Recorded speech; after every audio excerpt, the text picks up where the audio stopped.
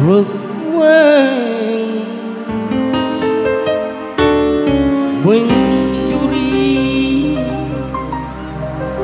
Dewi dari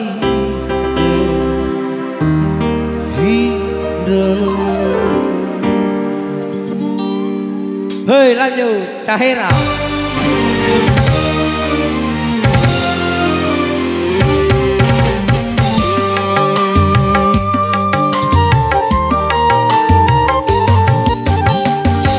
Gusti pelaminan biru di malam penyang dan ukuri dunia di ruang tamu tapi bencana datang melanda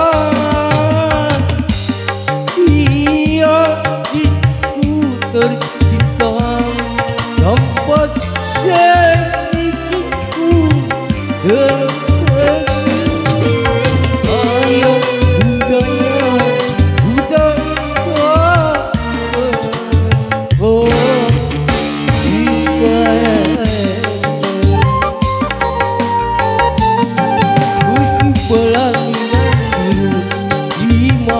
benar dan hukum menghias di ruang tamu.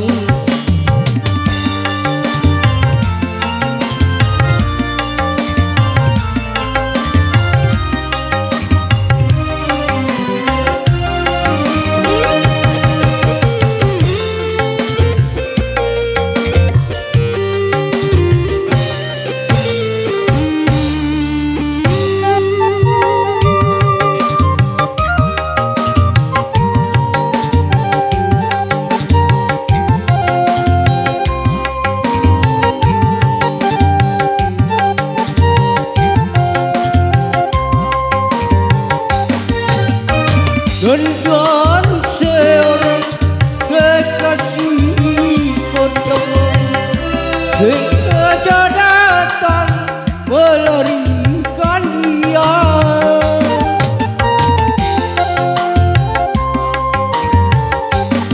Engkau berkepegang dewan sungguh benar kau bersandiwara dari tangannya karena dia menjadi